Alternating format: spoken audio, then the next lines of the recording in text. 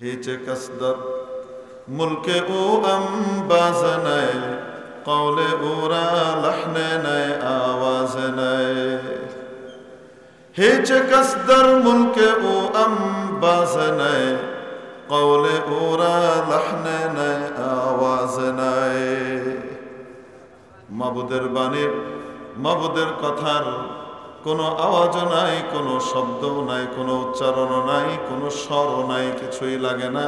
কোনো কিছুর মুহতাজ মাবুদকে হতে হয় না। দুনিয়াতে যা কিছু তৈরি করেছেন, এই বিশাল আসমান সমূহ, জান্নাত জাহান্নাম, জমিনের পাহাড় পর্বত, তরুলতা, নদী নালা, সাগর পাহাড়, যা কিছু তৈরি করেছেন, এই সব কিছু তৈরি করার ক্ষেত্রে ওনার প্রক্রিয়া ছিল আদেশ করেছেন, তৈরি হয়েছে। আদেশ করেছেন জিবরিলের মতো মহা ফেরেশতা তৈরি হয়েছে। আদেশ করেছেন আজরাইল আলাইহিস সালামের মতো বিশাল ফেরেশতা তৈরি করেছেন।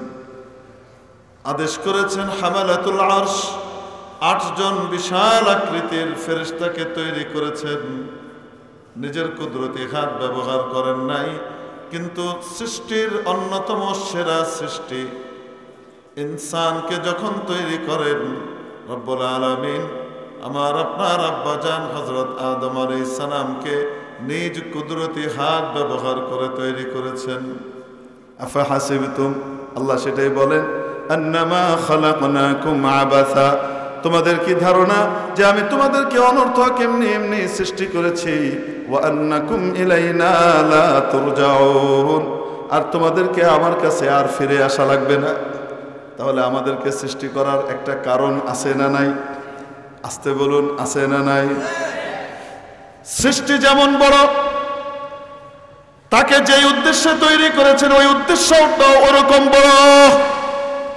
সূরাতুদ দারিয়াতের 56 নম্বর আয়াতে মাবুদ ওই উদ্দেশ্য কথা বিবরণ দিয়ে বলে দিয়েছে। ঐতিহ্যবাহী জামিয়া মাদানিয়া আঙ্গুরা মোহাম্মদপুর বিয়ানীবাজার সিলেটের উদ্যোগে আয়োজিত আজকের এই ঐতিহাসিক ইজলাসের কাবিল কদর সম্মানিত সভাপতি মহোদয়, উপস্থিত জাতির বিবেক ওয়াজিবুল ইহতারাম হাদারাতে উলামায়ে কেরাম, ভবিষ্যৎ ওয়ারাসাতুল আম্বিয়া আজিজ তালাবা, ধর্মপ্রাণ ধর্মভীরু সর্বস্তরের তাওহীদি জনতা, পর্দার আড়ালের পরম শ্রদ্ধেয়া মা ও বোনেরা, আল্লাহ তাবারাকা ওয়া তাআলা আমাদেরকে দুনিয়াতে অনর্থক খামাখা এমনি শুধু খেলার ছলে তৈরি করে পাঠান নাই। একজন জুতাওয়ালা যখন জুতা বানায় তারও একটা উদ্দেশ্য থাকে। এমনিভাবে কাপড়ওয়ালা যখন কাপড় বানায়, সে কাপড় বানানোর পেছনেও একটা উদ্দেশ্য থাকে। কেউ যখন কোনো ঘর বানায়, সেই ঘর বানানোর পেছনেও একটা উদ্দেশ্য থাকে। কেউ লাইট বানায়, এই লাইট বানানোর পেছনেও উদ্দেশ্য থাকে, লাইট আলো দিবে। ফ্যান যে বানিয়েছে, এই ফ্যানের পেছনেও উদ্দেশ্য আছে, ফ্যান বাতাস দিবে। এক কথায় দুনিয়ার ক্ষুদ্র ক্ষুদ্র মানুষও যা কিছু বানায়, এই সব কিছু বানানোর পেছনে তুচ্ছ সৃষ্টির পেছনেও একটা না একটা উদ্দেশ্য থাকে। মহান আল্লাহ তাবারাকা ওয়া তাআলার মতো মহান স্রষ্টা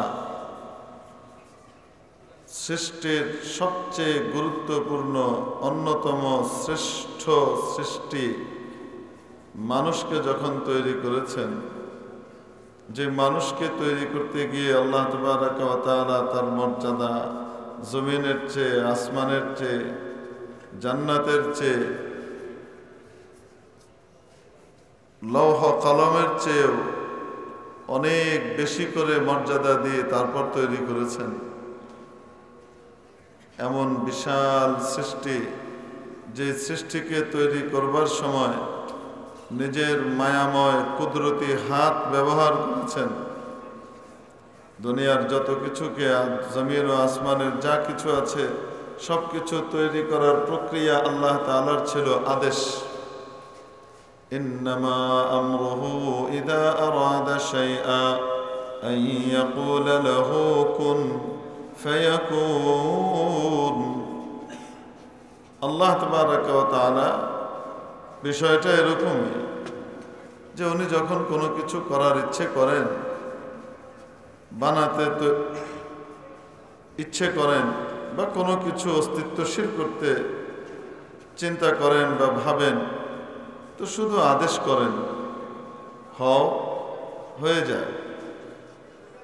ফায়াকুন, তৎক্ষণাৎ তা হয়ে যায়, তার হওয়ার প্রক্রিয়া সে শুরু করে দেয়, এক মুহূর্ত দেরি করে না। আসলে আল্লাহ তাবারাকা ওয়া তাআলার তো কোন শব্দ বলারও দরকার পড়ে না। এটা তো আমাদেরকে বোঝাবার জন্য এই তাবির করা হয়েছে, নতুবা আল্লাহ পাক কোনো অক্ষরের মুহতাজ নন তার ভাব প্রকাশ করবার জন্য। এটা আমাদেরকে বোঝাবার জন্য এই তাবির ব্যবহার করা হয়েছে। হিচে কাসদার মুলকে ও আম্বাজ নাই, কওলে ওরা লাহনে নাই, আওয়াজ নাই। হিচে কাসদার মুলকে ও আম্বাজ নাই, কওলে ওরা লাহনে নাই, আওয়াজ নাই। মাবুদের বাণী, মাবুদের কথার কোনো আওয়াজও নাই, কোনো শব্দও নাই, কোনো উচ্চারণও নাই, কোনো স্বরও নাই, কিছুই লাগে না। কোনো কিছুর মুহতাজ মাবুদকে হতে হয় না। দুনিয়াতে যা কিছু তৈরি করেছেন, এই বিশাল আসমান, আসমান সমূহ, জান্নাত জাহান্নাম, জমিনের পাহাড় পর্বত, তরুলতা, নদী নালা, সাগর পাহাড়, যা কিছু তৈরি করেছেন, এই সব কিছু তৈরি করার ক্ষেত্রে ওনার প্রক্রিয়া ছিল আদেশ। আদেশ করেছেন, তৈরি হয়েছে। আদেশ করেছেন, জিবরিলের মতো মহা ফেরেশতা তৈরি হয়েছে। আদেশ করেছেন, আজরাইল আলাইহিস সালামের মতো বিশাল ফেরেশতা তৈরি করেছেন। আদেশ করেছেন, হামালাতুল আরশ, 8 জন বিশাল আকৃতির ফেরেশতাকে তৈরি করেছেন। নিজের কুদরতি হাত ব্যবহার করেন নাই, কিন্তু সৃষ্টির অন্যতম সেরা সৃষ্টি ইনসানকে যখন তৈরি করেন, রব্বুল আলামিন আমার আপনার আব্বাজান হযরত আদম আলাইহিস সালামকে নিজ কুদরতি হাত ব্যবহার করে তৈরি করেছেন। হাদিসে শাফাআতের মধ্যে রাসূল পাক সাল্লাল্লাহু আলাইহি ওয়াসাল্লামের এই বর্ণনা পরিষ্কারভাবে এসেছে যে কিয়ামতের দিন ভয়ঙ্কর এক পরিস্থিতি হবে। আল্লাহ পাকের জালাল, প্রতাপ, রাগ, গোসা ফেটে বেরোতে থাকবে। এমন গুমট এবং বিভীষিকাময় পরিবেশ হবে যে কেউ এখানে সামান্য টু শব্দ করবে, কথা বলবে বা আল্লাহর কাছে কোনো আরজি জানাবে, এতটুকুর হিম্মত কারো থাকবে না। আল্লাহ পাক হিসাব কিতাব শুরু করবেন না, এভাবেই চলতে থাকবে। পরিস্থিতি এমন দাঁড়াবে যে জানে যে আমি নিশ্চিত জাহান্নামী, সেও চাইবে জাহান্নামে গেলে যাই, কিন্তু এই অপেক্ষা আর সহ্য হয় না, এই বিভীষিকা আর বরদাস্ত হচ্ছে না। আল্লাহ পাকের জালাল আর তেজ কিভাবে বিচ্ছুরিত হবে সেটা অকল্পনীয়। তো ওই সময় সমস্ত মানুষের দিলের মধ্যে একটা কথা আসবে, চলো হিসাব কিতাব তো শুরু করাবার জন্য আল্লাহ রাব্বুল আলামিনের কাছে সুপারিশ করানো দরকার। আমরা তো কেউ বলতে পারছি না, তো সুপারিশ করানো দরকার। তো সুপারিশ কে করবে? এই সুপারিশ করাবার জন্য সকলের মনের ভিতরেই আসবে, চলো আমরা আবুল বাশার গোটা মানব জাতির পিতা, সর্বপ্রথম মানুষ আদমের কাছে যায়। সবাই হযরত আদম আলাইহিস সালামের কাছে যাবে। দুনিয়ার রীতিও এই, মানুষ যখন সব জায়গা থেকে প্রত্যাখ্যাত হয়ে ঠেকে যায় তখন শেষ পর্যন্ত বাপের কাছে যায়। যায় কি যায় না? কেউ জায়গা দিবে না তো জানে বাপ আর মা, এনারা জায়গা দিবে। ওখানে গিয়ে আশ্রয় নেয়, বাপকে ধরে। আর যদি বাপ বড় মর্যাদাশীল হন তো তাহলে সেই বাপের কাছে তো প্রথমেই মানুষ গিয়ে আশ্রয় নেয়। বাপ যদি এমন হন যে বাপকে আল্লাহ ফেরেশতাদেরকে দিয়ে সেজদা করিয়েছেন, তো ওইরকম বাপের কাছে তো এমনিই মানুষ যাবে। তো সবাই মিলে হযরত আদম আলাইহিস সালামের কাছে যাবে, যে বলবে আনতা আবুল বাশার, আপনি গোটা মানব জাতির পিতা। খলাকাকাল্লাহু বিয়াদিহি, আল্লাহ তাআলা আপনাকে সৃষ্টি করেছেন নিজ কুদরতি হাত দিয়ে। আল্লাহ আপনাকে নিজ কুদরতি হাত দিয়ে তৈরি করেছেন। ওয়া নাফাখা ফীকা মির রূহি, এবং আপনার মধ্যে আল্লাহ পাক নিজের পক্ষ থেকে রূহ পাঠিয়েছেন, যার কারণে মাটির এক কাঠামো আর আকৃতি হাঁটা চলা শুরু করেছে। কি সুন্দর অস্থি মজ্জা চর্বি এবং রক্ত মাংসের মানুষে পরিণত হয়েছে, এবং সে কথাবার্তা বলে, সে দেখে, কেন? তার ভিতরে রূহ আছে। আপনার মধ্যে আল্লাহ তাআলা রূহ পাঠিয়েছেন এবং আপনাকে এই মর্যাদা দিয়েছেন। আলা তারা মা নাহনু ফীহ, আপনি কি দেখছেন না আমরা কি মুসিবতের মধ্যে আছি? আলা তারা ইলা মা ক্বাদ বালাগানা, আপনি কি দেখছেন না? আলা তারা মা ক্বাদ বালাগানা, আমাদের কাছে কি মুসিবত এসে পৌঁছেছে, এটা কি আপনি দেখতে পাচ্ছেন না? ফাশফা' লানা ইলা রাব্বিক, আব্বা আপনি আপনার রবের কাছে আমাদের জন্য একটু সুপারিশ করেন। তো হযরত আদম আলাইহিস সালাম এই সুপারিশ করা থেকে অপারগতা প্রকাশ করবেন। কারণ বলবেন যে আল্লাহ পাক আমাকে একটা গাছ থেকে দূরে থাকতে বলেছিলেন, ওই গাছের ফল খেতে নিষেধ করেছিলেন। যেভাবেই হোক ভুলে আমি খেয়ে ফেলেছি, কিন্তু আজকে আল্লাহ রাব্বুল আলামিন যেই পরিমাণ ক্ষিপ্ত এবং রাগান্বিত, না ইতিপূর্বে কোনোদিন হয়েছেন, না সামনে কোনোদিন হবেন। ইন্না রাব্বি قد غضب اليوم غضبا لم يغضب قبله مثله ولن يغضب بعده مثله, অতএব আমি পারবো না, অন্য কারো কাছে যাও। ইযহাবু ইলা গায়রি, অন্য কাউকে সুপারিশকারী হিসেবে তোমরা গ্রহণ করো। তা আমরা সবাই বলবো আমরা থাকবো না ওখানে, নাকি থাকবো না? আমরা তো থাকবো। তো আমরা বলবো, তো আব্বাজান কার কাছে যাব? আপনার কাছে যদি ঠাঁই না হয় তো কার কাছে যাব? উনি পাঠিয়ে দিবেন, যাও ইযহাবু ইলা নূহ, নূহের কাছে যাও। ফাইন্নাহু আউয়ালুর রুসুল ইলা আহলিল আরদ, কারণ নূহকে আল্লাহ তাআলা পৃথিবীতে সর্বপ্রথম রসুল হিসেবে পাঠিয়েছিলেন। নবীর চেয়ে রসুলের মর্যাদা অনেক বেশি।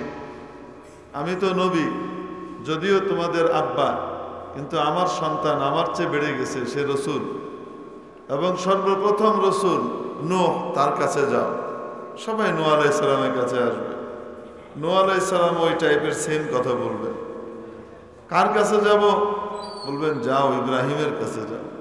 সবাই হযরত ইব্রাহিম আলাইহিস সালামের কাছে আসবে, এসে ওনার কি মর্যাদাগুলো আল্লাহ ওনাকে দিয়েছেন সেগুলো মনে করাবে। উনিও ইয়াদকুরু সালাসা কাযিবাত, তিনটা বিষয় যেটা বাহ্যিকভাবে মিথ্যা আসলে সত্য, তিনটা তাওরিয়ার বিষয় কি করবেন? উনি পেশ করবেন। বলবেন আজকে আল্লাহ যে পরিমাণ ক্ষিপ্ত, উমায়া মায়া গো, আজকে উপায় নেই, আজকে আমি কইতে পারবো না। তো কার কাছে যাব? আপনি বলেন কার কাছে যাব? বলবেন যাও মুসার কাছে যাও। এটা একটা জিনিস, এই আল্লাহর কাছে কোনো কিছু কইতে ডরায় ডরায়, বুঝেন না? মনে এর কাছে যাও, এই বক্ষ মানুষ, আল্লাহর সাথে তার কথাবার্তার বিশাল এক্সপেরিয়েন্স আছে, দীর্ঘমেয়াদী কথাবার্তা দুনিয়াতে এসে বলছে, যেখানেই থাকে সে আল্লাহর সাথে কথা কয়, কালিমুল্লাহ। তার কাছে যাও, কথাই তো কইতে হইব, তার জন্য মুখপাত্র তো লাগবে। তো মুসা মুখপাত্র হিসেবে জবরদস্ত। আমার বাচ্চা, আমার সন্তান, আমার বাচ্চা ইসাকের বংশে আসছে, কিন্তু কোনো চিন্তা করো না, যাও, আল্লাহর সাথে তার এই ব্যাপারে খাতির অনেক বেশি। হাদিসের ভিতরে তো সংক্ষেপে বলা হয়, কোরআনে কারিমের ভিতরে সংক্ষেপে বলা হয়, কিন্তু এটার ভাব যেগুলো থাকে, এই ভাবগুলো অন্যান্য হাদিস থেকে কি করতে হয়, বের করে নিতে হয়। তো যাও, ওনার কাছে যাও। আর মুসা আলাইহিস সালামকে তো আপনারা জানেন, কাউরে তো ছেড়ে কথা কইত না। দুনিয়ার মানুষ তো বহুত পরের কথা, আল্লাহর এই ছেড়ে কথা কইত না। মেরাজের হাদিসের ভিতরে সহিহ সনদের হাদিস আসছে, রাসূলুল্লাহ সাল্লাল্লাহু আলাইহি সাল্লামকে যখন মেরাজে নিয়ে যাওয়া হয়, তিনি বললেন উরিজা বিয়া ইলাস সামা, যখন আমাকে এখান থেকে কোথায় নিয়ে যাওয়া হলো, আকাশের দিকে নিয়ে যাওয়া হলো, তো প্রথম আসমানে হযরত আদম আলাইহিস সালামের সাথে দেখা সাক্ষাৎ হলো, দ্বিতীয় আসমানে গিয়ে আরেক নবীর সাথে, তৃতীয় আসমানে আরেক নবীর সাথে, চতুর্থ আসমানে গিয়ে আরেক নবীর সাথে, পঞ্চম আসমানে আরেক নবীর সাথে, ষষ্ঠ আসমানে গিয়ে হযরত মুসা আলাইহিস সালামের সাথে দেখা। তো মুসা আলাইহিস সালাম সেভাবেই শুভেচ্ছা স্বাগত জানালেন। যেমন আপনাদের সিলেটে মাশাআল্লাহ মেহমানকে অনেক দূর থেকে কি জানানো হয়, শুভেচ্ছা স্বাগতম জানানো হতে থাকে, এবং খুব উষ্ণ অভ্যর্থনা কি করা হয়, জ্ঞাপন করা হয়। সেটা শুধুমাত্র বেসুরোভাবে করা হয় তা না, অনেক সময় সুর দিয়েও করা হয়, মানে সুরে সুরে বলে, অমুক জায়গার পক্ষ থাকি লাল গোলাপ শুভেচ্ছা, এরকম করে সুর দিয়েও কি করে, সংবর্ধনা দেয়। দেয় না? দেয়। কিন্তু রাসূল পাক সাল্লাল্লাহু আলাইহি ওয়াসাল্লাম যখন উপরে গেলেন, প্রত্যেক আসমানে এই প্রটোকলগুলো হচ্ছে, এই ফর্মালিটিগুলো পুরা হচ্ছে। মুসা আলাইহিস সালামকে সালাম দিলেন, তো মুসা আলাইহিস সালাম বললেন ওয়ালাইকুম আসসালাম, মারহাবান বিন নবী সালেহ ওয়াল আখি সালেহ। হে প্রিয় ভাই এবং অত্যন্ত প্রিয় নবী, আপনি এসেছেন, আপনাকে শুভেচ্ছা স্বাগতম। কথাবার্তা হলো, বলার পরে হযরত মুসা আলাইহিস সালাম রয়ে গেলেন। রাসূল সাল্লাল্লাহু আলাইহি ওয়াসাল্লাম আবার বিদায় নিয়ে যথারীতি সপ্তম আসমানের উদ্দেশ্যে রওনা করেছেন। সপ্তম আসমান থেকে রওনা করে, ষষ্ঠ আসমান থেকে রওনা করে সপ্তম আসমানের মাঝামাঝি যখন আছেন, তো উনি শুনছেন কেউ একজন কাঁদছে এবং কেঁদে কেঁদে আল্লাহকে কাঠগড়ায় দাঁড় করাইতেছে। কারে দাঁড় করাইতেছে? আল্লাহকে কাঠগড়ায় দাঁড় করাইতেছে। এটা আপনি একটা কাজ করলেন, এটা কোনো ইনসাফ? আপনি না সবচেয়ে বড় ইনসাফ হলো? এটা কোনো ইনসাফ হলো? আমার কত পরে আসছে, তাকে আপনি উপরে নিয়ে যেতেছেন আপনার সাথে দেখা করতে, আর আমাকে আপনি নেননি, এটা কোনো ইনসাফ? এগুলো সব কে করতেছে? রাসূল সাল্লাল্লাহু আলাইহি ওয়াসাল্লাম আবার এগুলো শুনতেছেন। উনি একদম থতমত খেয়ে গেছেন, যে জিবরাইল আলাইহিস সালামকে জিজ্ঞেস করে এটা কি এরকম করে কথা কইতেছে। কারণ নবীজির সাথে যখন কথা হয়েছে তখন তো স্বাভাবিক কথা হয়েছে, বুঝলেন না? মনে তো স্বাভাবিক স্বর এটা একরকম, আর যখন কেউ রেগে তারপরে অভিমান করে কথা বলে, তো সেই স্বর কি একরকম হয় নাকি? ওটা তো অন্যরকম হয়।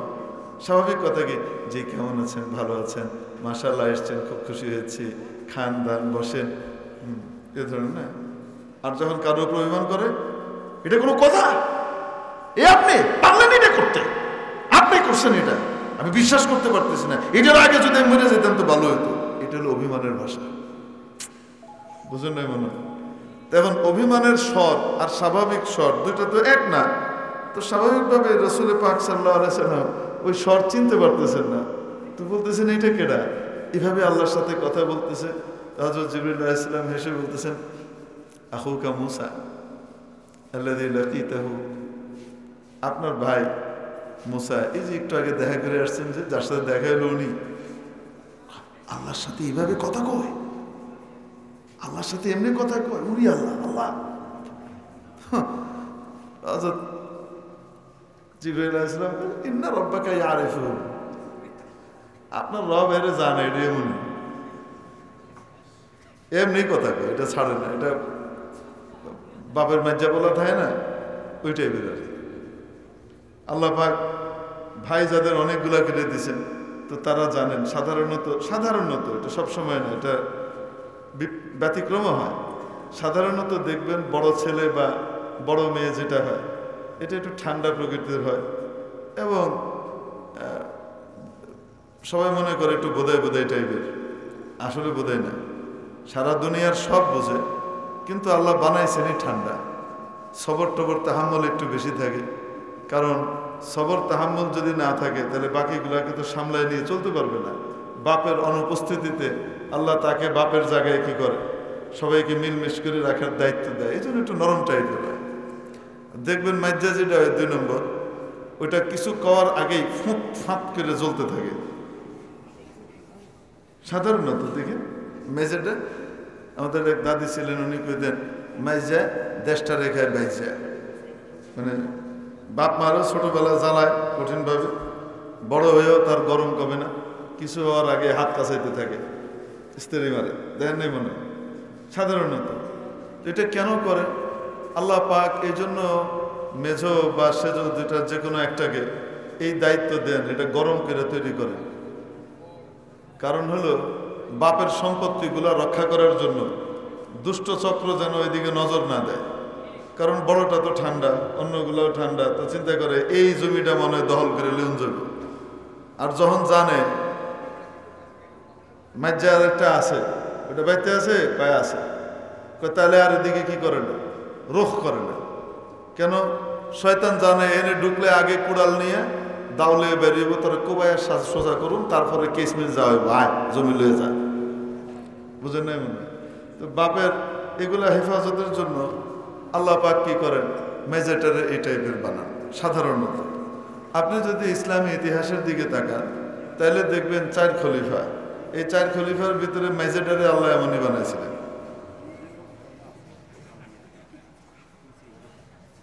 বানান নাই মনে হয়? ইহুদিরা, মুনাফিকরা রাসূল পাক সাল্লাল্লাহু আলাইহি ওয়াসাল্লামের জীবদ্দশায় তারা ষড়যন্ত্রের এক শেষ করে সারছে। নবীজির ব্যাপারে যদি প্রশ্ন তুলে তাহলে তো সবাই এদের ঘাড় দিবে। এই জন্য কি করা, নবীর আশপাশে যারা আছে এদেরকে বিতর্কিত করে দাও, করে দিলে নবী খোদ বিতর্কিত হবেন। এই চক্রান্তের বুনিয়াদের উপর আম্মাজান আয়েশা সিদ্দিকা রাদিয়াল্লাহু তাআলা আনহার উপরে তহমত দেওয়া হয়েছিল, ব্যভিচারের মিথ্যা অপবাদ আরোপ করা হয়েছিল। আপনাদের জানা আছে না নাই? কেন? আম্মাজান আয়েশাকে যদি কলুষিত করে দেওয়া যায় তো তাহলে তারপরে সবাই বলবে যেমন হাড়ি তেমন সরা, বউ যদি এমন হয় তো জামাই আর কেমন হতো জানাই আছে। এই জন্য আশপাশকে কলুষিত করার জন্য চেষ্টা করেছিল ইহুদিরা, মুনাফিকরা। যখন নবীজির যুগে এটা আর সম্ভব হলো না, কারণ আল্লাহ তাআলা মুখরিজুম মা কুনতুম তাকতুমুন, তোমরা যাই করো না কেন আল্লাহ পাক সব বাস্ট করে দিবে। ওহির মাধ্যমে বাস্ট করে দিলেন, 10টা আয়াত নাজিল করে দিলেন, মিথ্যুকদেরকে ধরা খাইয়ে দিলেন। মুনাফিকরা কথা গোপনে গোপনে কয়, এইবার আইলে আমরা মদিনার সম্মানিতরা এই সমস্ত অপমানিত লাঞ্ছিত রোহিঙ্গার বাচ্চাকে বাইর করে দিব। বুঝলেন মনে হয় ভাবসা বেমন আমাদের এনে আশ্রয় নিচ্ছে না, এসে এনে নেতা হয়ে গেছে, মুরব্বী হয়ে গেছে না, আমাদেরকে চালায়, এইবার শুধু ফিরে আসুক, বের করে দেব।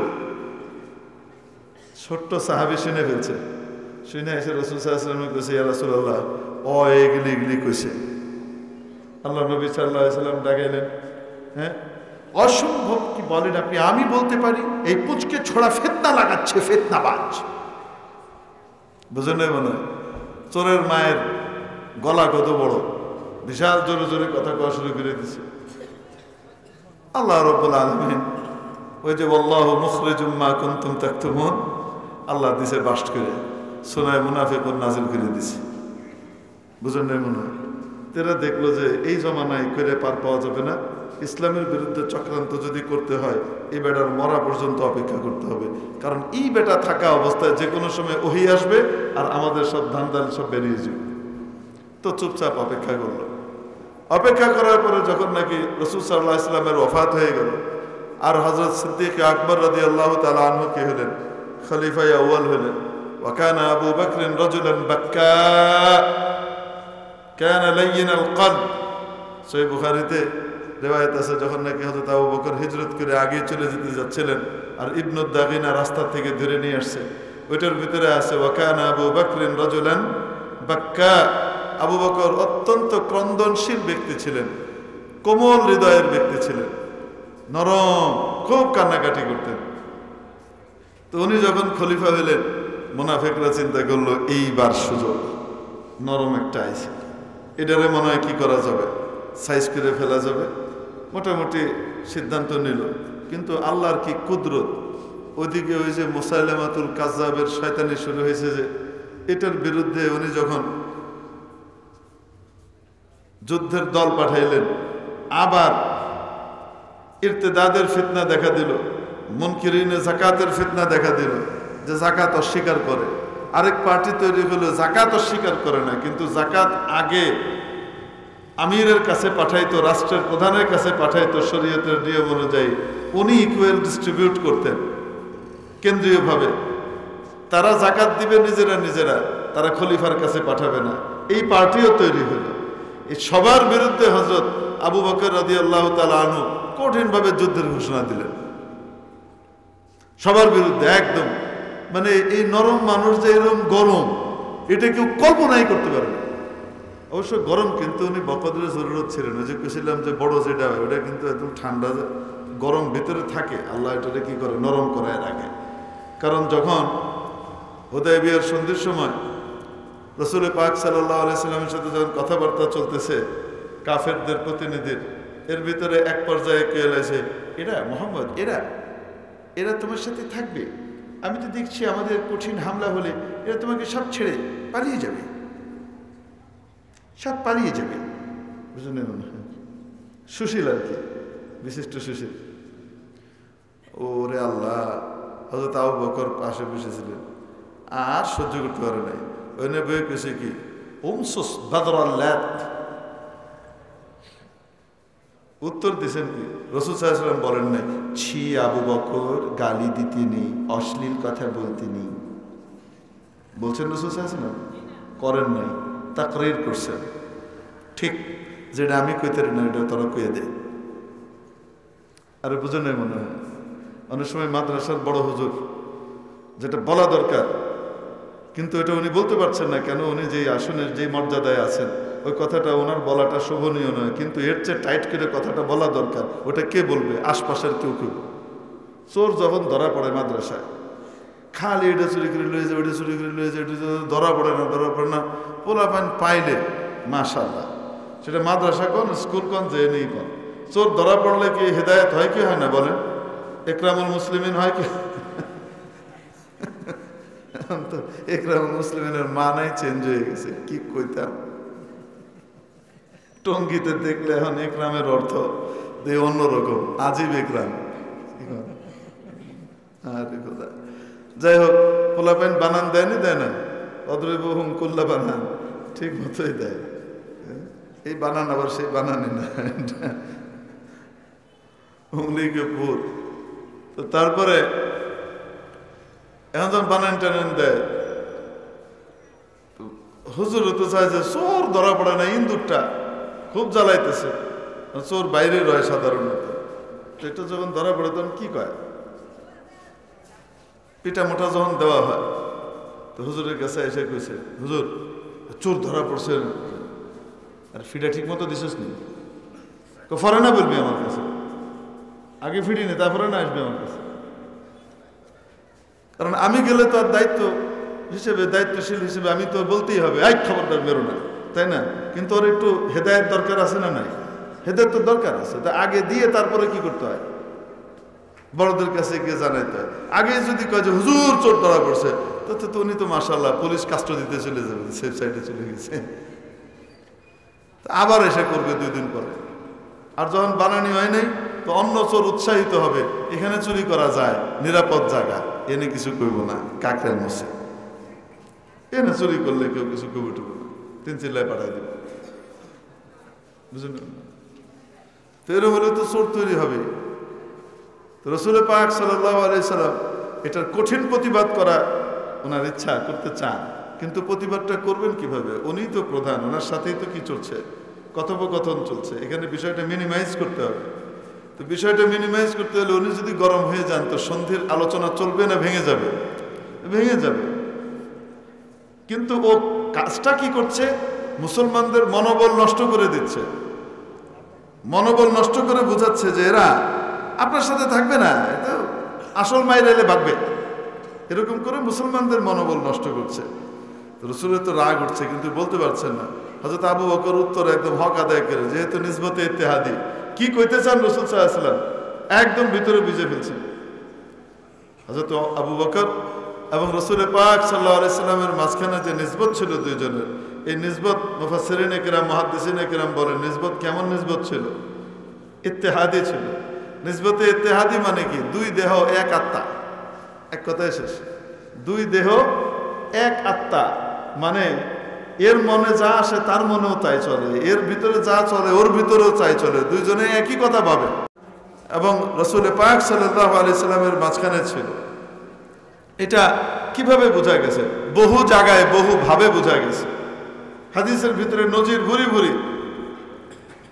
যখন সন্ধি হয়ে গেল, হুদায়বিয়ার সন্ধি, আর ফয়সালা হয়ে গেল চুক্তি অনুযায়ী এই বছর আর উমরা করার জন্য ঢুকতে পারবে না, এই বছর এই মক্কার উপকণ্ঠ থেকে মদিনায় ফেরত চলে যেতে হবে। আপনি কল্পনা করেন, এই 400-450 কিলোমিটার দূর থেকে, এখন না সোজা রাস্তা, তখন তো এরকম পাহাড়ের আঁকা বাঁকা ভিতর দিয়ে চড়াই উতরাই পার হয়ে আসা লাগতো।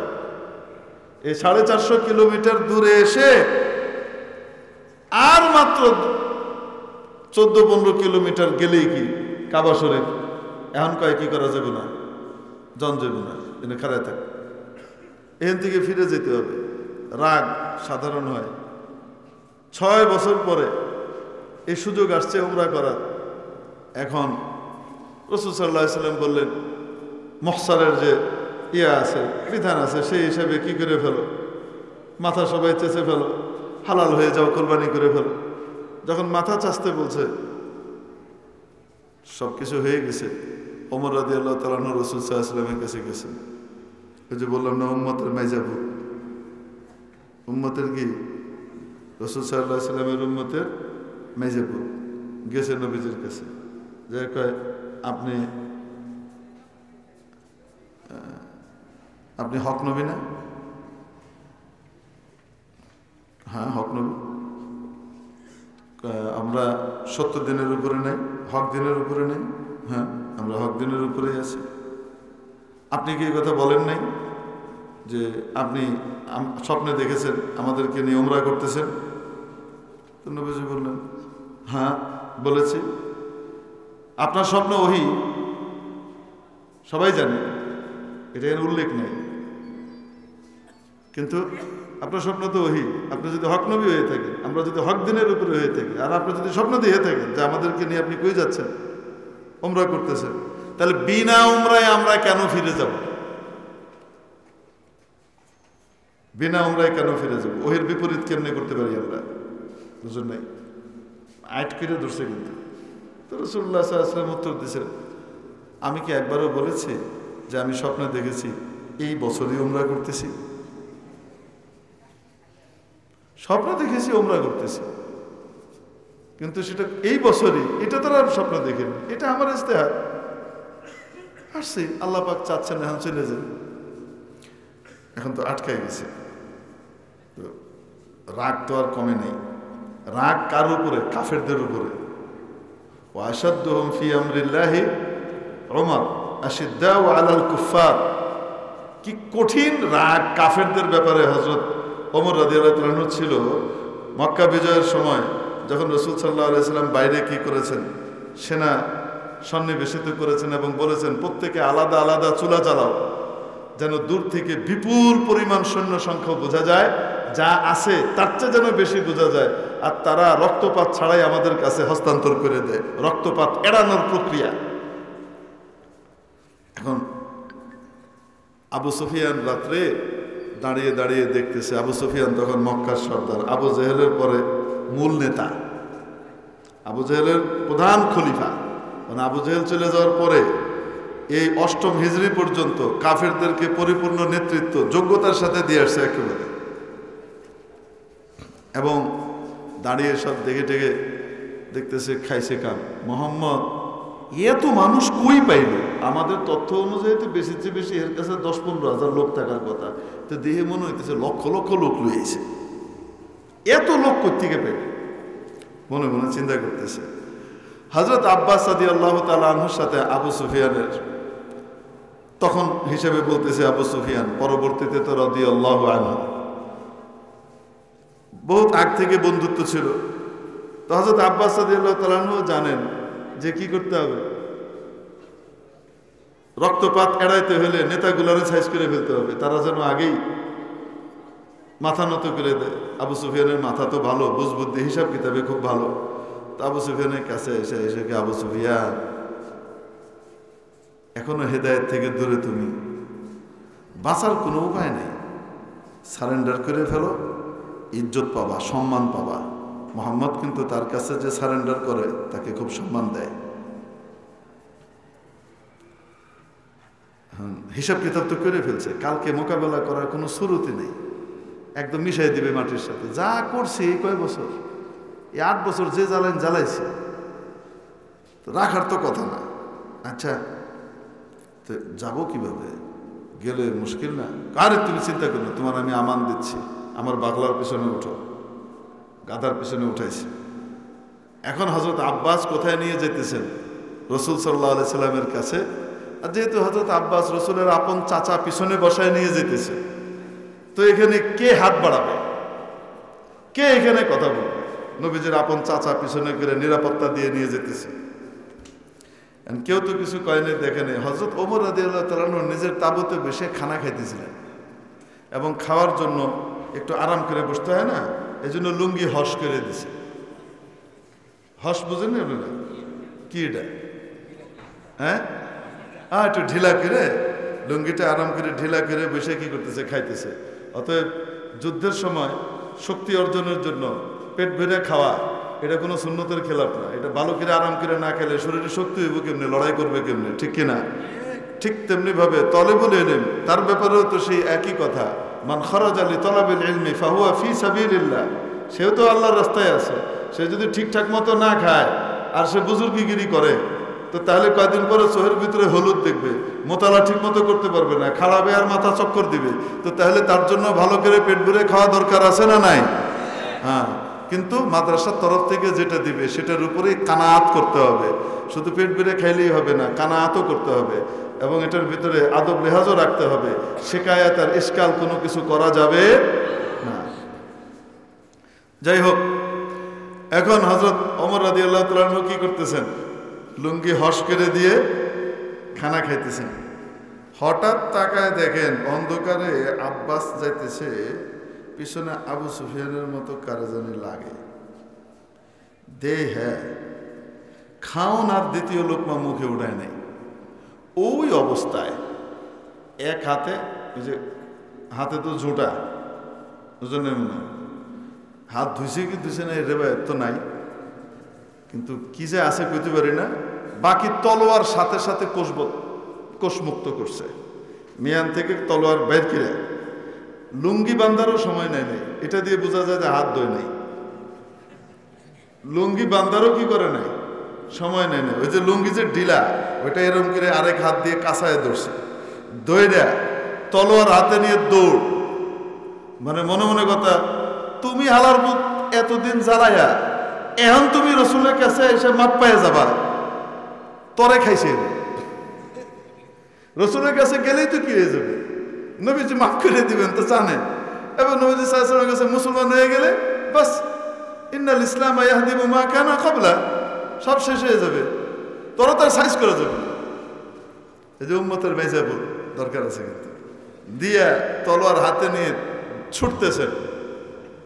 যেন রসুলের তাবুতে আগে ঢুকতে না পারে। আর এদিকে হযরত আব্বাস তার স্পার দিয়ে পায়ের নিচে যে পরে ঘোড়াকে চালানোর জন্য, গুতা দেওয়ার জন্য স্পার পরে, স্পার দিয়ে কি করতেছেন, গুতাইতেছেন আর চাবুক মারতেছেন, চলে চল চলে চল চলে চল, মানে কারে, গাধারে। ও যদি আগে পৌঁছায় যায় তাহলে তো সারছে। কেমন তো রসুলের কাছে গিয়ে কবে ইয়া রাসূলুল্লাহ আবু সুফিয়ান রে পাইছে, শেষ করে দিই। রসুল যদি কয়ে যে হ্যাঁ ঠিক, আল্লাহ নবী কইছে সরব, বুঝেন না? এই একটু মানে মনে করেন 1-1.5 মিনিটের জন্য আবু সুফিয়ানকে নিয়ে হযরত আব্বাস ভিতরে ঢুকে পড়ছে, আর ওমর আসতেছে ফোঁস ফোঁস করতে করতে, যে আয়সা মুসলমান হওয়ার আগেই কাম সারতে হবে। তো ওদিকে বইয়েই হযরত আব্বাস বলতেছেন ইয়া রাসূলুল্লাহ আবু সুফিয়ান আসছে মুসলমান হইতে, কালেমা পড়া দেন। হ্যাঁ শাহাদা পড়ো, আশহাদু আল্লা ইলাহা ইল্লাল্লাহ মুহাম্মাদুর রাসূলুল্লাহ। আর দেরি মেরি নেই, সেরে লাইছে। হযরত ওমর আসছেন, পারলে মানে আব্বাস দিলে তোর খেয়ালায় নবীজির চাচা, নাইলে কইতো দানি ইয়া রাসূলুল্লাহ আদরিব উনুকা হাদাল মুনাফিকুল কাবীর। সোজাই হয়তো কইলে তো। এখন এসে যখন রাসূল সাল্লাল্লাহু আলাইহি ওয়াসাল্লামের সামনে মুসলমান হয়ে গেছে, তো আর কি করার আছে? তো বলতেছিলাম যে রাসূল পাক সাল্লাল্লাহু আলাইহি সাল্লাম এর সাহাবীদের ভিতরে হযরত ওমর রাদিয়াল্লাহু তাআলা আনহু কাফেরদের ব্যাপারে খুব বেশি কি ছিলেন, কড়া ছিলেন। এই ব্যাপারে কোনো ছাড় নাই। ইমানদারদের জন্য একদম নরম দিল। আশিদ্দাউ আলাল কুফার রুহামাউ বাইনহুম, আপসের ভিতরে একদম নিজের সবকিছু বিলাই দিবে।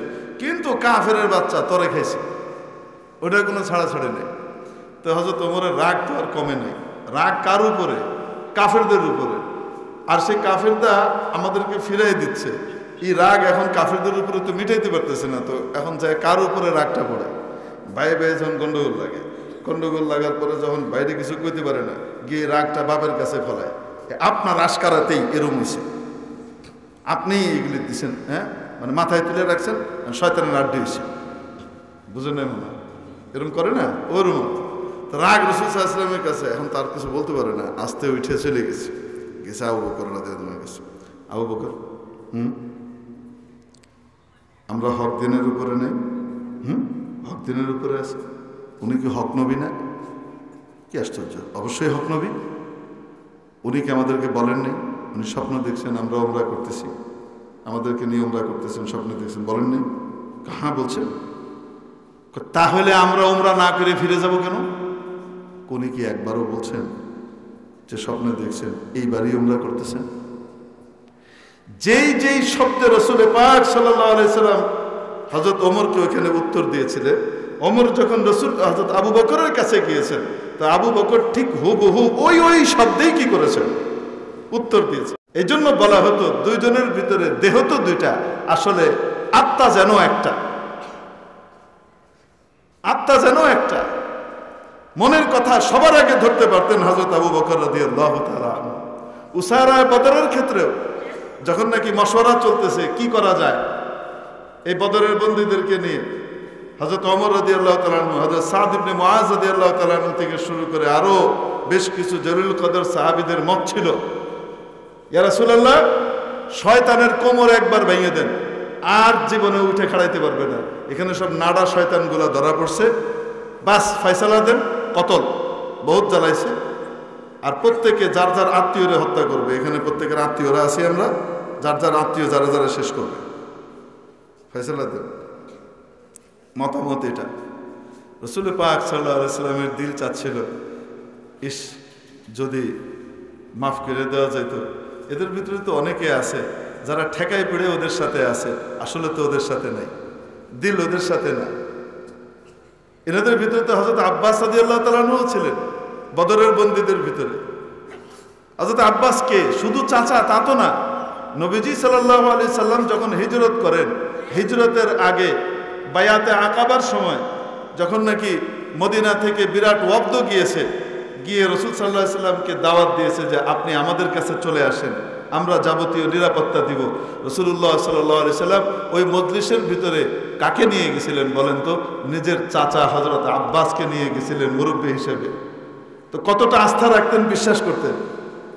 তো হযরত আব্বাস তো জানতেন যে হুজুর সাল্লাল্লাহু আলাইহি ওয়াসাল্লাম কি করবেন, হিজরত করবেন, তলে তলে রাসূল সাল্লাল্লাহু আলাইহি ওয়াসাল্লামকে সাহায্য করতেন, ইসলামকে সাহায্য করতেন।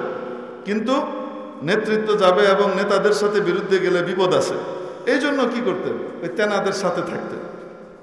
বুঝলেন মনে হয়? এই জন্য এই যে মহিলা ফেরাউন যে ইন্ডিয়া গিয়ে বেরিয়েছে, বুঝলেন এখন চিনেন না মনে হয়? আচ্ছা, না চিনলে ভালো, চিনলে ভালো, না চিনলে আরো ভালো। আর যদি কোন হুজুর ওরম করে কইলে আমাকে চান্দা বন্ধ করে দিব, ওই চান্দার দিকে চাই যদি মাদ্রাসা চালাইতে হতো তাহলে আমার মাদ্রাসার দরকার নেই। মাদ্রাসা চালাবে কে? আল্লাহ তাআলা।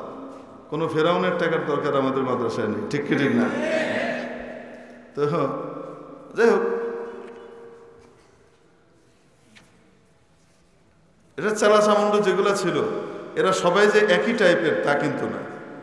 এদের ভিতরে কেউ কেউ আছে তার চাইতে বড় ফেরাউন, আবার কেউ কেউ আছে ঠেকাই পেটের সাথে থাকছে, নাহলে জমি যাবো গা, বিজনেস যাবো গা, এটা যাবো গা, হেঁটে যাবো গা, কিন্তু তলে তলে আলেম ওলামাকে, তলে তলে হুজুরদেরকে সাহায্য করতো, গোপন তথ্য সরবরাহ করতো। হুজুর আপনি করে ধরার সিদ্ধান্ত হয়েছে, আজকে রাতে এনতে যান গিয়া।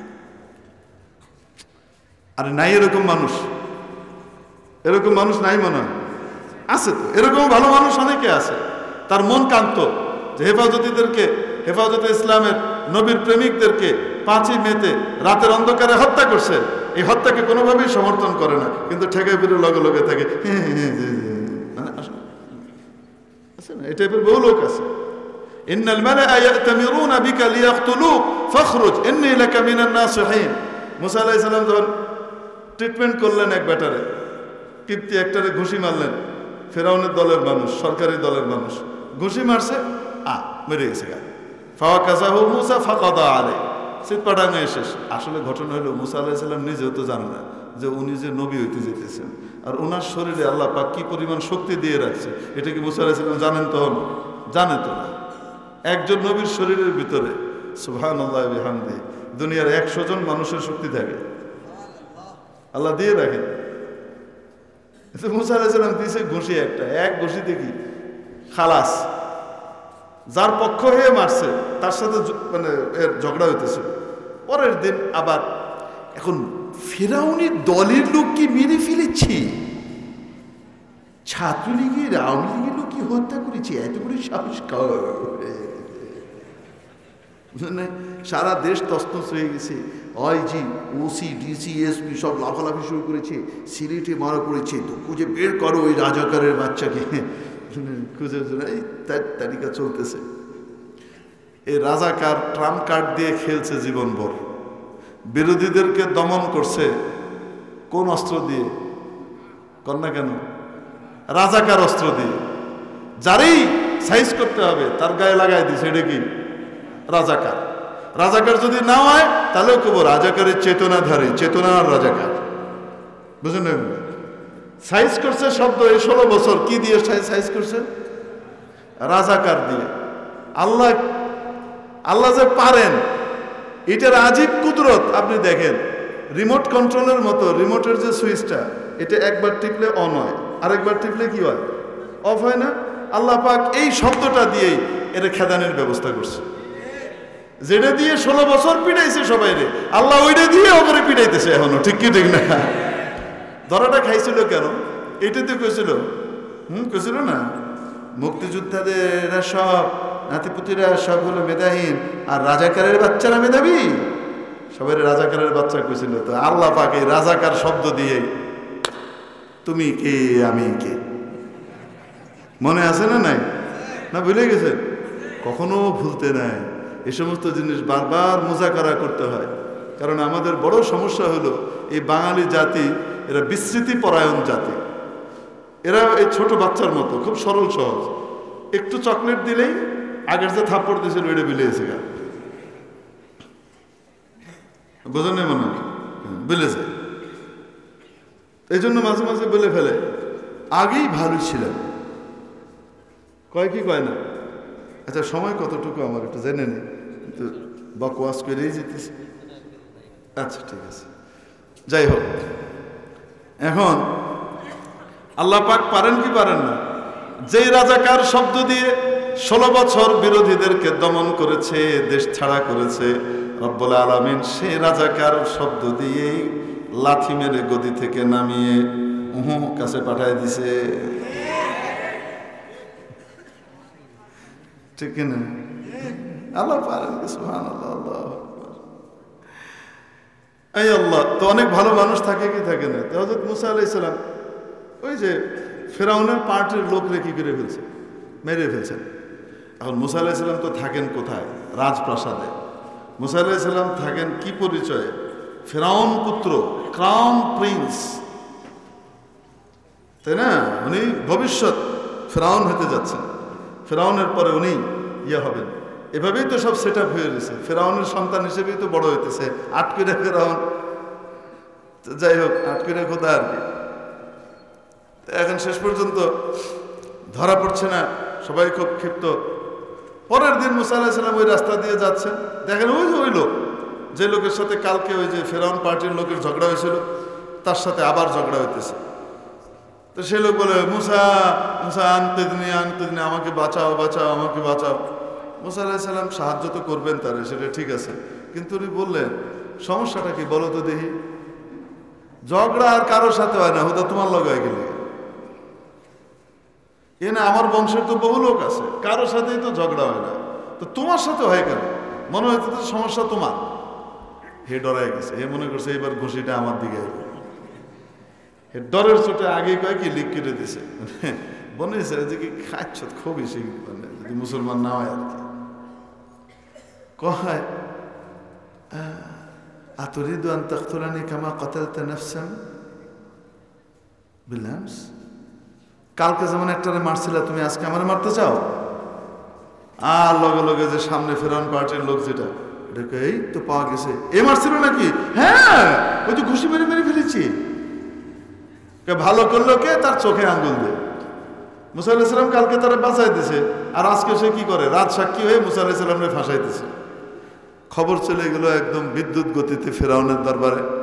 ফেরাউন তো সাথে সাথে ইমার্জেন্সি মিটিং ডাকছে, এ আসিয়ার লেগে এতদিন পারি নাই, এটাই যে আমার সেটা, এটা ধরা পড়ছে, এটারে আজকে সাইজের সুযোগ এসেছে। এই জন্য আসিয়াকে কোনো খবর দেওয়া যাবে না, জানতে দেওয়া যাবে না যে মুসার ব্যাপারে কি সিদ্ধান্ত। একদম রুদ্ধদ্বার পরামর্শ বসেছে। পরামর্শের ভিতরে সিদ্ধান্ত হয়েছে আলেদা, বাড়িতে শুধু ফিরুক, ফিরার সাথে সাথে মাল লগে আর দেখা করতে দেওয়া হবে না, খালাস। যাই হোক, সিদ্ধান্ত হয়ে গেছে। ফেরাউন তার খাস মিটিংয়ে বলছে। কোন মিটিংয়ে? দেখেন না, আমাদের এখন কিছু খাস মজলিস তৈরি হয়েছে, এই খাসগুলা সব খেয়ে লেতেছে বিভিন্ন জায়গাতে। এই খাস কমিটির ঝামেলায় দলের অস্তিত্ব কি হয়ে যায়, বিপদের ভিতরে, হুমকির ভিতরে বেড়ে যায় সব জায়গাতে। এই খাস কমিটির বেদাত চালু করলো একজন, সে বেদাত আস্তে আস্তে এহেন থেকে ওহেন থেকে, শিক্ষা সেক্টর থেকে রাজনৈতিক সেক্টরে এসে হাজির হইল। সব জায়গায় খাস কমিটি মানে হলো এক মনোপলি বিজনেস। এখানে সত্যিকার অর্থে বড়দের এবং নেতাকর্মীদের, সত্যিকার অর্থে ত্যাগী মানুষদের কোনো কি নাই, তখন সে থাকে না। অবস্থা এমন দাঁড়ায়। এজন্য কখনোই আমাদের আকাবেরিন যে সংবিধান রেখে গেছেন, যে গঠনতন্ত্র রেখে গেছেন, এই সমস্ত গঠনতন্ত্রের উপরে এরকম কলম চালাইতে নাই। ওনারা বহুত বুঝে শুনে গঠনতন্ত্র তৈরি করছেন। বুঝলে বালা, না বুঝলে আরো বালা। এটা ফাঁকের কথা, এটা আপনাদের জন্য না। আয়া গেছে, কয়ে গেছে। এখন ফেরাউন তার খাস কমিটিতে কি করছে বলছে, ফয়সালা হয়েছে। এই খাস কমিটির এক সদস্য থাকে ফেরাউনের লগে, আসলে ভালো, আসলে কি আস্তে উঠে চলে গেছে। চলে গিয়ে একটু পরে কোনো কাজের বাহানায় গেছেন, গিয়ে ওনার একজন বিশ্বস্ত এক ভৃত্য, তার হাতে যা টাকা পয়সা ওনার কাছে ছিল ওগুলা সব হাতে ধরায় দিয়ে কইছে, এই মুহূর্তে যাও, গিয়ে মুসাকে বলবা এই দিকে যেন আর না আসে, কাপড় চোপড় অন্য কিছু নেওয়ারও সময় নেই, যেহেনে আছে ওইনতেই যেন ভাগে। কেন? ইন্নাল মালাআ ইয়াতামিরুনা বিকা লিয়াকতুলুক, নেতাদের পরামর্শ হয়ে গেছে তোমার হত্যার ব্যাপারে।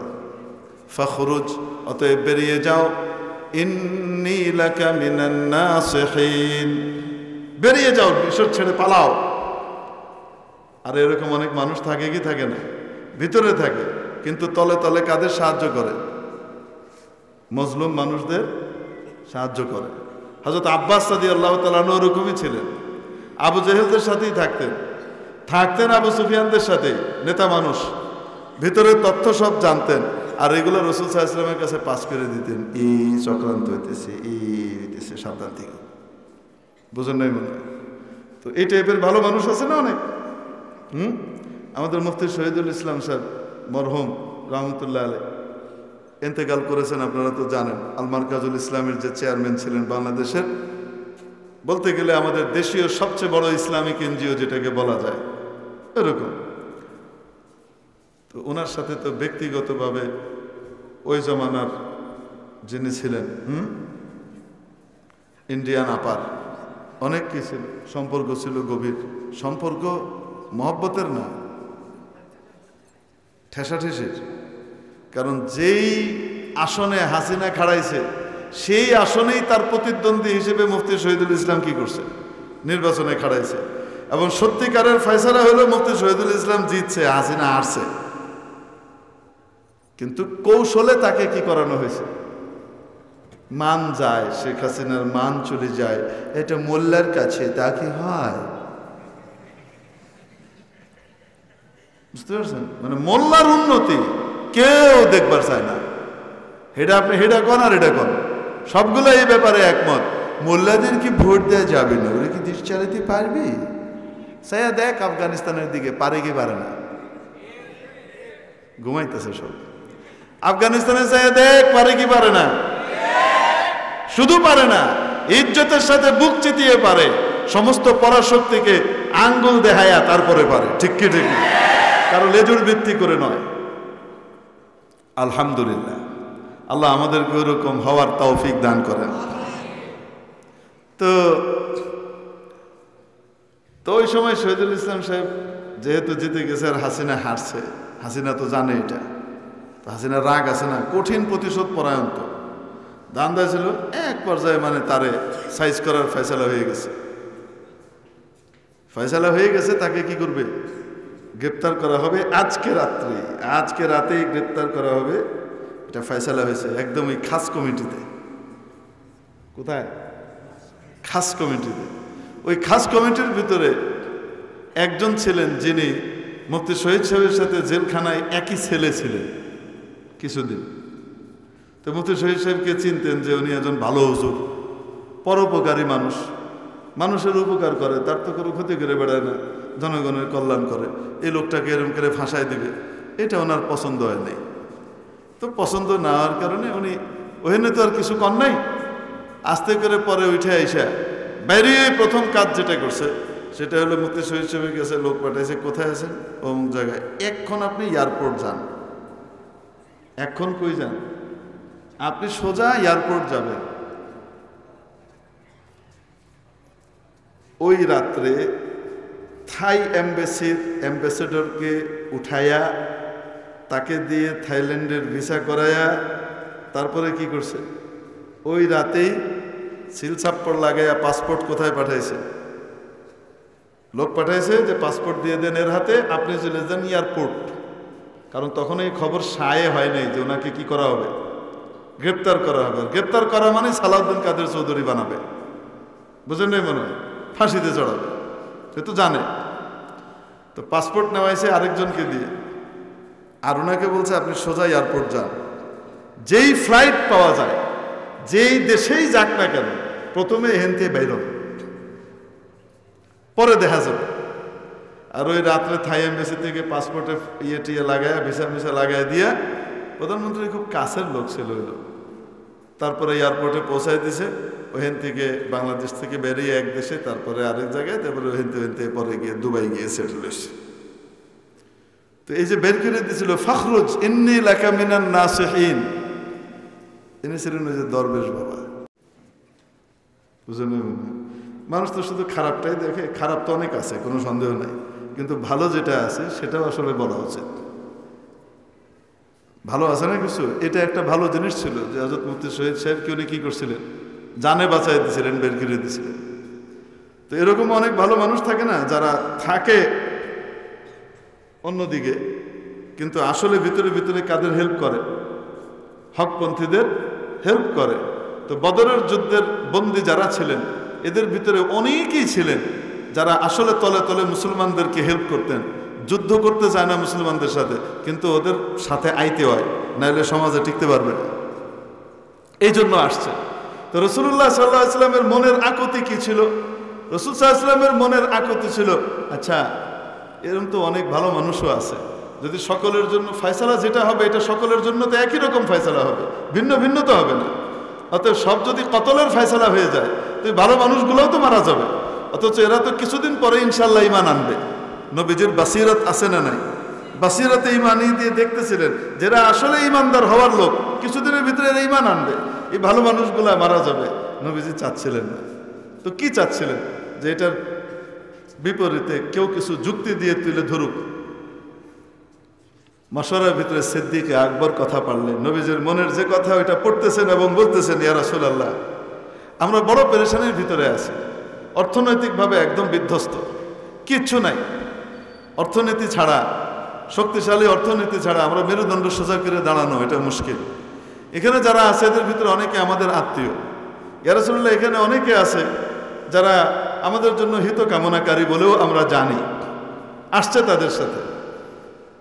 ইয়া রাসূলুল্লাহ এনাদেরকে যদি মাফ করে দেওয়া হয় আর ফিদিয়া নিয়ে নেওয়া হয়, মুক্তিপণ নিয়ে নেওয়া হয়, তাহলে আমরা অর্থনৈতিকভাবে সমৃদ্ধ হব এবং এই লোকগুলোর ভিতরে অনেকেই আমাদের আখলাক দেখে আমাদেরকে কি করবে, ইসলামের মধ্যে চলে আসবে। ইয়া রাসূলুল্লাহ উনি মুদাল্লালভাবে যেভাবে দলিল প্রমাণ দিয়ে সাজায় দরকার সেইভাবে রাসূল সাল্লাল্লাহু আলাইহি ওয়াসাল্লামের মনের কথাটা কি করছেন, পেশ করছেন।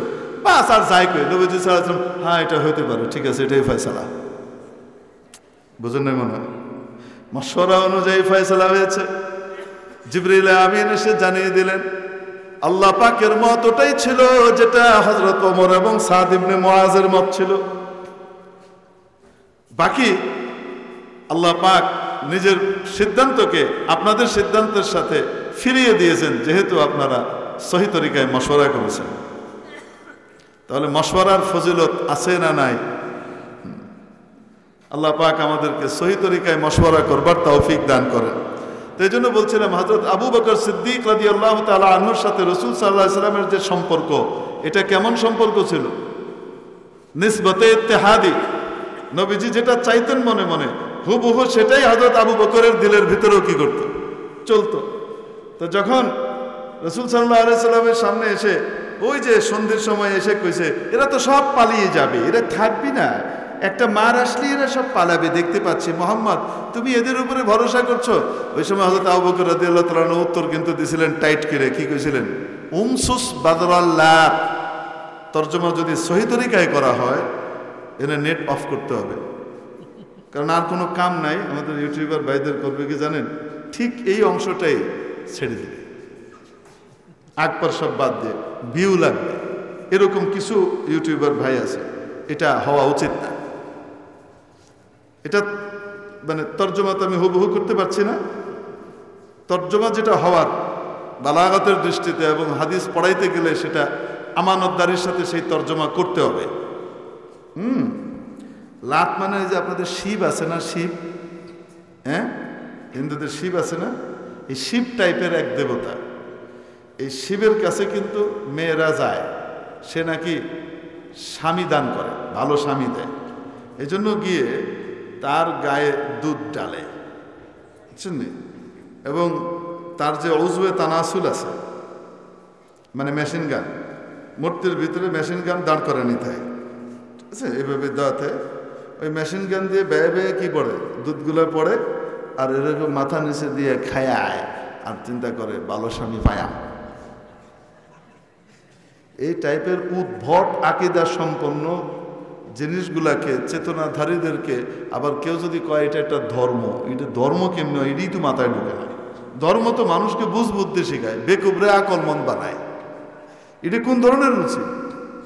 যাই হোক, তো ওদের ওইটা ছিল বিশাল, লাতের ওইটা কি ওইরকম ছিল।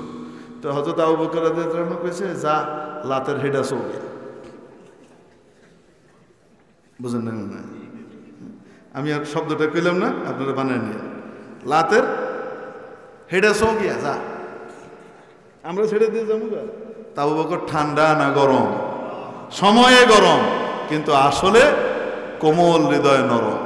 তো হযরত আবু বকর রাদিয়াল্লাহু তাআলা আনহু যখন এইভাবে ইসলাম বিদ্বেষী এদেরকে ধরে সাইজ করা শুরু করলেন, এরা মুনাফিকরা আবার গর্তের ভিতরে ঢুকলো। খাইছে রে, এটার তো ঠান্ডা মনে করছিলাম, এটা তো একদম মানে ঠান্ডা ঠান্ডা, রাগলে কাপড় চোপড়ে, তো ভয়ঙ্কর রাগী।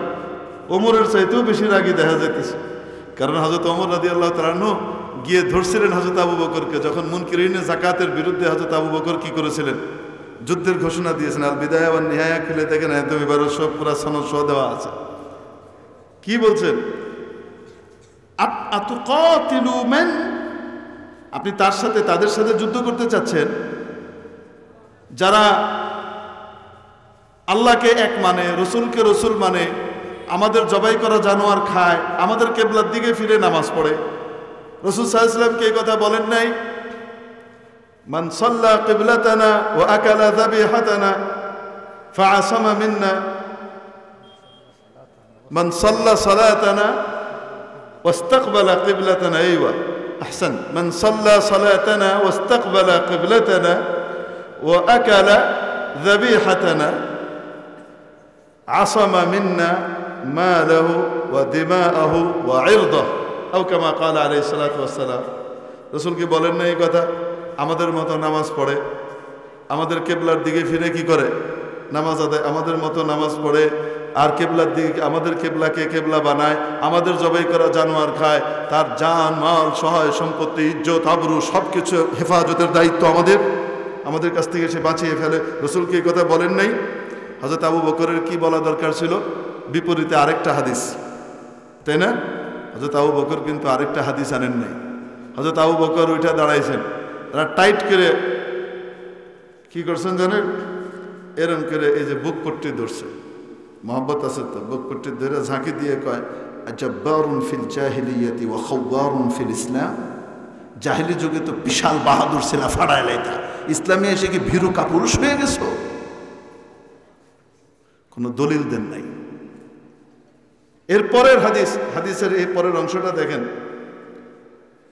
হযরত ওমর বলেন, ফালাম্মা রাআইতু আন্না আল্লাহ ক্বাদ শারাহা সাদরা আবি বকরিন লিল কিতালি আরাফতু আন্নাহুল হক। আমি যখন দেখলাম, আমি হাদিস পেশ করার পরেও, সরিহ পরিষ্কার হাদিস পেশ করার পরেও আবু বকর আমার হাদিস গ্রহণ না করে তার ফয়সালার উপরে অটল, এবং আল্লাহ তাআলা আবু বকরের দিল এদের বিরুদ্ধে যুদ্ধ করার ব্যাপারে একেবারে খুলে দিয়েছেন। তার দিলের ভিতরে কোনো রকমের পর্দা বা কোনো রকমের সন্দেহের অবকাশ নাই, পরিষ্কারভাবে উনি ফয়সালা নিচ্ছেন। আমি বুঝে নিলাম এইটাই ঠিক। হাদিস তো আমি পড়েছি, কিন্তু এই হাদিসের বুঝ আমার চাইতে অনেক বেশি আবু বকরের কাছে আছে। হুয়া আফকাহু মিন্নি। তো সাহাবীরা কি শিখাইলেন? বাংলা বুখারী, ইংরেজি বুখারী, মুসলিম, ইন্টারনেট, শেখ গুগল, হযরতওয়ালা ইউটিউব, আল্লামা গুগল, এনাদের কাছ থেকে কি করবো? এলেম শিখবো, হাদিস বুঝবো, আর যা বুঝলাম সেটার উপরেই আমল করব। নাকি সাহাবীরা শিখাইলেন যে হাদিস বুঝতে হবে, কিন্তু ফকিহের শরণাপন্ন হয়ে বুঝতে হবে? ঠিক কিনা? এটা হলো হাদিস মানার সহি পদ্ধতি। সহি হাদিসের উপরেই আমল করতে হবে, কিন্তু গলত পদ্ধতিতে না, সহি পদ্ধতিতে। আল্লাহ তাআলা আমাদেরকে এটা বুঝবার তৌফিক দান করেন। এই জায়গায় আমাদের অনেক ভাইয়ের পেঁচ লেগে যায়, তাই তারা সহি হাদিসের উপরে আমল করতে চায়, কিন্তু পদ্ধতিটা গলত। আল্লাহ তাআলা সহি বুঝ দান করেন। আমি এই মুহূর্তে লড়াইয়ের সময় না, তো আমাদের সকলের উচিত সবাই কাছাকাছি এসে ঐক্যবদ্ধ হয়ে পৃথিবীর সমস্ত কুফফারের মোকাবেলায় এখন লেগে যাওয়া। এজন্য এখন বিভেদ আর পারস্পরিক মত পার্থক্যের যে বিষয়গুলো আছে, এগুলো এখন না তোলাই ভালো। এজন্য আর এখন তুলছি না, ঠিক আছে না? ব্যাস, আল্লাহ তাআলা সবাইকে সহি বুঝ দান করেন, আমাকেও দান করেন, তাদেরকেও দান করেন, বলি আমিন। যাই হোক, তো হযরত আবু বকর রাদিয়াল্লাহু তাআলা আনহু যখন গরম হয়ে গেলেন, তখন এরা চিন্তা করলো, যাক এই বুড়া আর কয়দিন বাঁচবে, এটা মরুক, এইটা মরলে তারপরে কি করব? এই ইসলামের ভিত এগুলাকে ধ্বংস করে দেব। কাফেররা মোটামুটি ওই মুনাফিকগুলা আবার তলে তলে কি করতে লাগলো, ষড়যন্ত্র পাকায়া ভিতরে বসে বসে ষড়যন্ত্রের জাল বুনতেছে, মিটিং টিটিং করে। কি করবে? আবু বকর মরুক, বেশি দিন তো বাঁচবে না, এই ভিডিও শেষ, এটা মরলে তারপরে কি করব? ফাটাবো না। আল্লাহর কি কুদরত। হযরত আবু বকর রাদিয়াল্লাহু তাআলা আনহু, বা নির্বাচন তো হবে, সকিফায়ে বনু সাইদায় যেভাবে একটা মতামত নেওয়া হয়েছিল গণতান্ত্রিক পদ্ধতিতে, বলো হ্যাঁ উপস্থিতিতে, ওরকম একটা মতামত তো হবে। এরকম আবু বকর মরার লগে লগে আমরাই আগে নেতার জন্য নির্বাচনে জেনে যাব, আমাদের টাইপের একটা নেতা বয় দিন, বুঝলেন না? এই টাইপের ফিকির টিকির করে রাখছে আর কি। হযরত আবু বকর রাদিয়াল্লাহু তাআলা আনহু, আল্লাহু আকবার, যাওয়ার আগে মতামত পরের কথা, আমি ওমরকে তোমাদের জন্য ডাকলেন কয়েকজনকে, হযরত তালহাকে, হযরত জুবাইরকে, সাদ ইবনে আবি ওয়াক্কাস রাদিয়াল্লাহু তাআলা আনহুকে, এনাদের কয়েকজনকে ডাকলেন, ডেকে ডেকে বললেন, আমি যদি তোমাদের জন্য কোনো খলিফা মনোনীত করে দিয়ে যাই, তো তাহলে তোমরা কি তাকে মানবা? আবু বকর, মানবো না মানে? আপনি খলিফাতু রাসূলিল্লাহ, আল্লাহ রসুলের সবচেয়ে আস্থাভাজন মানুষ, আপনি, আপনার দূরদর্শিতার ব্যাপারে আমাদের কোনো কি নাই, অবশ্যই মানব। তো উনি এরকম কয়েকজনের কাছ থেকে মত নিছেন, ব্ল্যাঙ্ক চেক নিছেন, বুঝতে পারছেন? সিগনেচার নিয়ে রাখছেন, কিন্তু চেক কি ব্ল্যাঙ্ক, নামটা কার বহাবে এটা উনি কয় টাকা বইব এটা কি করেনি, কয়টাই নেই। তারপরে উনি ঘোষণা করলেন, আমি ওমরকে তোমাদের আমার পরবর্তী খলিফা হিসেবে, হযরত তালহা রাদিয়াল্লাহু তাআলা আনহু আসছেন। আয়েশাকে, আবু বকর, আল্লাহর কাছে গিয়ে আপনি কি জবাব দিবেন? আপনি আমাদেরকে জালেমটার কাছে দিয়ে যেতেছেন, কথায় কথায় পিড়ায়, কারো কোনো কথা শুনে না, যা বুঝে এটাই করে, তার সামনে কোনো কথা কওয়া যায়? আরে মনে নাই হযরত আবু বকর রাদিয়াল্লাহু তাআলা, হযরত আবু হুরায়রা রাদিয়াল্লাহু তাআলা আনহু বেরোয় আসছেন, বেরোয় এসে ঘোষণা করতেছেন সুন্দর করে, হ্যাঁ আল্লাহ নবী বলছেন যে লা ইলাহা ইল্লাল্লাহ বলবে দাখালাল জান্নাহ, সে জান্নাতে প্রবেশ করবে। এই রিওয়ায়াত যখন এসে কইতেছেন উনি, হযরত ওমরের সাথে দেখা হয়েছে। ওমর শুনেন, রাসূল পাক সাল্লাল্লাহু আলাইহি ওয়াসাল্লামের হাদিস, নবী যেটা কইছে, ধাক্কা একটা দিয়ে ফালাই দিছে, কোথায় এটা কইছে, ধাক্কা একটা দিয়ে ফালাই দিছে, বেচারা বয়ে পড়ছে, মানে এমন জোরে ধাক্কা মারছে, পাছার উপরে বয়ে পড়ছে। তারপরে উঠছে, অভিযোগ নিয়ে রাসূল সাল্লাল্লাহু আলাইহি ওয়াসাল্লাম, ইয়া রাসূলুল্লাহ, আমি হাদিস শুনেছি ওমর আমারে কি করছে, ফালাই দিছে। হযরত ওমরও পিছন পিছন গিয়ে হাজির হয়েছেন, ইয়া রাসূলুল্লাহ, এই কথা তো ঠিক, কিন্তু এখন যদি কয়ে দেন আমল টামল কিচ্ছু করবো না, সবগুলা খালি লা ইলাহা ইল্লাল্লাহ কে জান্নাতে যাবো, এই দান্দায় থাকবো, আমল করবো না। ইয়া রাসূলুল্লাহ, এখন না, এটা পরে কইতে।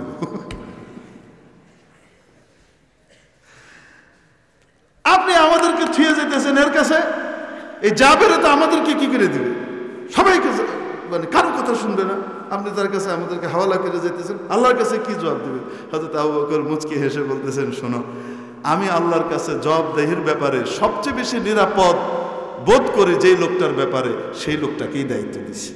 রইল তোমার যে প্রশ্ন, এটা ঠিক, ওমর গরম, কিন্তু তার উপরে যখন দায়িত্বের বোঝা আসবে, তখন তার চেয়ে কোমল হৃদয় নরম মানুষ তুমি আর পাবা না। বাস্তবেই হযরত ওমরের ভবিষ্যতে মুসলমানদের সাথে আচরণ এরকমই ছিল কি ছিল না? এখন যখন হযরত ওমর রাদিয়াল্লাহু তাআলা আনহু খলিফা হয়ে বইছেন, মুনাফিকরা যে গর্তে গেছে, আর পারা যায় না, শেষ। ষড়যন্ত্রের আর নিয়তি নাই, কেল্লিগা মাইজাবুত আইছে। মনে আছে আপনাদের কি বলছিলাম, যে বাপের মাইজাবুত যেটা হয়, এটা একটু কি হয়, গরম টাইপের হয়। তো ইসলামী খেলাফতের তারিখের ভিতরেও মাজ্জা যে খলিফা ছিল, এই খলিফা এরকম গরম মাজ্জাবুতের মতো, যার কারণে শয়তান সব গর্তের ভিতরে গেছে গা, কে আর বাইরে যাবে না। শুধু যদি জানতে পারে অমুক জায়গায় মিটিংয়ে গেছি, তো কলা কেটে লাগবে, কোনো কিছু লাগবে না, কি আলোচনা হয়েছে এটা পরে, কি করছস হেস করে লাগবে, ওটা থাম যেত। তো এই জন্য আল্লাহ পাক সাধারণত দেখা যায় মেজপুতদেরকে এরকম ভাবে বানান, যারা বাপের সম্পত্তি টম্পত্তি এগুলা হেফাজত করতে পারে, দুষ্ট লোক এগুলাকে দখল করার জন্য জবরদখল করার হিম্মত করে না। এই জন্য একটাকে আল্লাহ এরকম গরম বানান কি বানান না? হযরত মুসা আলাইহিস সালাম কিছুটা এই টাইপের ছিলেন, মাইজাভূত, আল্লাহ পাকের মাইজা বান্দা। তো এরকম আল্লাহ রাব্বুল আলামিন যখন নাকি হযরত জিবরিল আলাইহিস সালামকে রাসূল পাক সাল্লাল্লাহু আলাইহি ওয়াসাল্লাম জিজ্ঞেস করলেন যে এইভাবে কি কথা বলে নাকি আল্লাহর সাথে, তো হযরত জিবরিল আলাইহিস সালাম উত্তর দিলেন, আল্লাহ জানে, হেরে এরুমি জানে, এরুমি এমনিই কথা কয়, আল্লাহ বানাইছেন এই সিস্টেমে, তো এই সিস্টেমের বিপরীত হলে তো মুশকিল, এরুমি, ওটা আপনি কইতে চাই না, এটা উনি করুন। ইব্রাহিম আলাইহিস সালাম পাঠিয়ে দিলেন কোথায়, যাও মুসার কাছে যাও, এ আল্লাহর সাথে সবসময় কথা কইতে পারে, ওখানে যাও। তো সবাই গেছে কোথায়? আমরা যাবো ইনশাল্লাহ মুসা আলাইহিস সালামের কাছে, উনি পাঠিয়ে দিবেন ঈসা আলাইহিস সালামের কাছে, ঈসা আলাইহিস সালাম অপারগতা প্রকাশ করবেন, কোনো কারণ দর্শাবেন না, পাঠিয়ে দিবেন আমাদের নবীজি মুহাম্মদ রাসূলুল্লাহ সাল্লাল্লাহু আলাইহি ওয়াসাল্লামের কাছে। সমস্ত নবীর উম্মতরা একসাথে আসবে, নবীজি সুপারিশ করবেন, হিসাব কিতাব শুরু হবে। এই হাদিসে শাফাআতের ভিতরে আসছে যে আল্লাহ পাক হযরত আদম আলাইহিস সালামকে তৈরি করেছেন কিভাবে? নিজ কুদরতি হাত দিয়ে। আল্লাহ পাক যে কুদরতি হাত দিয়ে হযরত আদমকে তৈরি করেছেন, সমস্ত সৃষ্টির ক্ষেত্রে ব্যতিক্রম ঘটিয়ে, সেই সৃষ্টিটা আল্লাহর কত বড় সৃষ্টি, এই সৃষ্টিটাকে আল্লাহ তৈরি করেছেন এমনি এমনি নাকি কারণ আছে? আফা হাসিবতুম, আল্লাহ সেটাই বলেন, আন্নামা খালাকনাকুম আবাসা, তোমাদের কি ধারণা যে আমি তোমাদেরকে অনর্থক এমনি এমনি সৃষ্টি করেছি? ওয়া আন্নাকুম ইলাইনা লা তুরজাউন, আর তোমাদেরকে আমার কাছে আর ফিরে আসা লাগবে না। তাহলে আমাদেরকে সৃষ্টি করার একটা কারণ আছে না নাই? আসতে বলুন, আছে না নাই? সৃষ্টি যেমন বড়, তাকে যেই উদ্দেশ্যে তৈরি করেছেন ওই উদ্দেশ্যটাও ওরকম বড়। সূরাতুদ দারিয়াতের 56 নম্বর আয়াতে মাবুদ ওই উদ্দেশ্য কথা বিবরণ দিয়ে বলে দিয়েছে, ওমা খালাকতুল জিন্না ওয়াল ইনসা ইল্লা লিয়াবুদুন, জিন এবং ইনসানকে আমি তৈরি করেছি শুধুমাত্র আমি আল্লাহর ইবাদত করার জন্য। এজন্য আমাদের দুনিয়ার সব কাজের মধ্যে সবচেয়ে গুরুত্বপূর্ণ কাজের নাম হলো ইবাদত।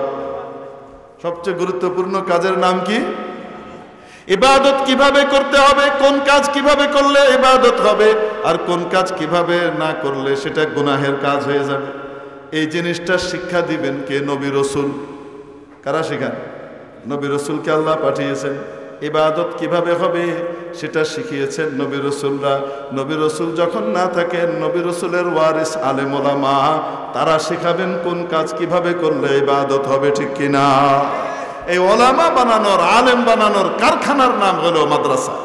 আল্লাহ তাবারাকা ওয়া তাআলা আমাদেরকে মাদ্রাসার সাথে, ওলামায়ে কেরামের সাথে একসাথে হয়ে জুড়ে মিলেমিশে থেকে ওনাদের তত্ত্বাবধানে নিজের দিন দুনিয়ার সমস্ত কাজগুলো করবার তৌফিক দান করেন। ওয়া আখিরু দাওয়ানা আলহামদুলিল্লাহি রাব্বিল আলামিন। আলোচনা তো নিয়ত করেছিলাম একটা, আল্লাহ ঘুরাই দিয়েছে আরেক দিকে, তো আমি কি করবো এখন? হুজুরের তাওয়াজ্জুহ করতেছে, তো হুজুর দোয়া করে দিবেন না? দোয়া আপনি